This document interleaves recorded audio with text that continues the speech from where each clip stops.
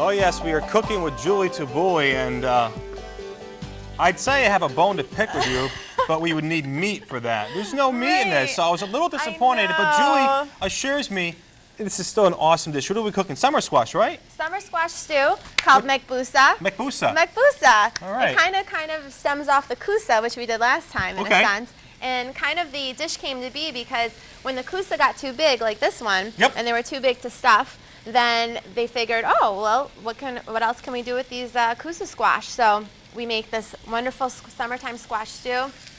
To me, I love this dish, and it's such a celebration of the summertime and all the fresh abundance of vegetables. Oh my God, it's got everything. You so know? You've gotten a head start. What do we have cooking? And this is a heavy-duty, almost like a Dutch oven. Yeah, pot, Dutch right? ovens here. Yeah, which I just love cooking, especially stews in. They just really capture all the flavor and keep it in, and it's just wonderful. So I've got some garlic, shallots, and onions going, and I've got some baby eggplant. These little babies, or they also call them Indian eggplant. These little babies. These little babies. They're so cute, too. They are cute, too. I can just eat you all I know. know. They are. So have you put olive oil in there? I have put olive oil, you know, and now we're going to put our medley of summertime squash. So we've got green zucchini, we've got yellow squash, we've got kusa squash. So that's all going in the pot. How much are you putting in? And what is it like? 1, 2 pieces of squash, and what's the ratio The recipe here? that I have for you guys is 2 of each, so 2 green, like medium size. Obviously, I've got some really big ones going here, but 2 medium green, 2 medium yellow, 2 medium kusa, maybe about 3 or 4 of the little eggplants there.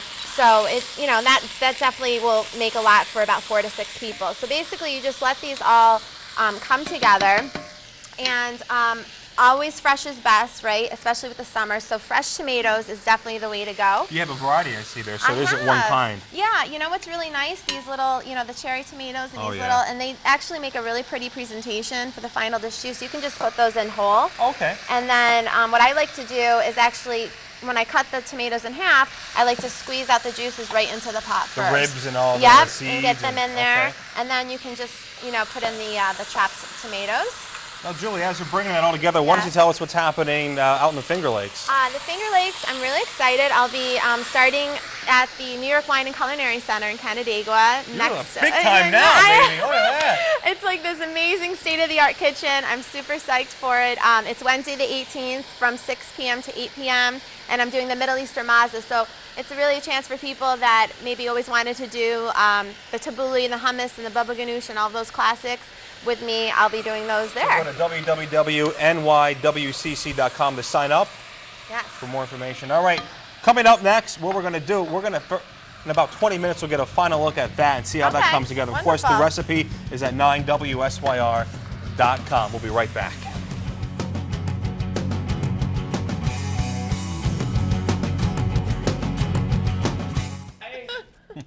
We're back with Julie Tabbouleh. It's still cooking. It's still cooking.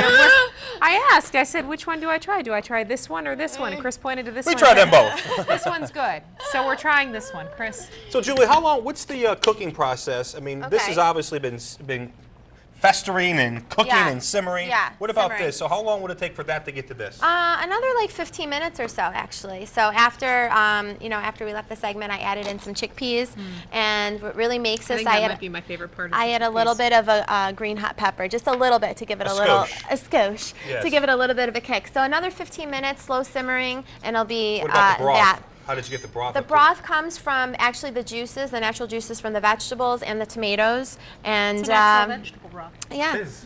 It is. Right. Yes. Thank you. Before I have a try here, I want to let you know, tomorrow on Bridge Street we have fashion, back to school fashion. Bless you. People sneezing off camera. The pollen count is high today. This just in. And we also have sleeping hygiene tomorrow. Yes, indeed, with Michael Heath. We'll have that for you then. In the meantime, we're digging in here. Thanks, Julie. Thank you. Thank you for joining us. Have a great day.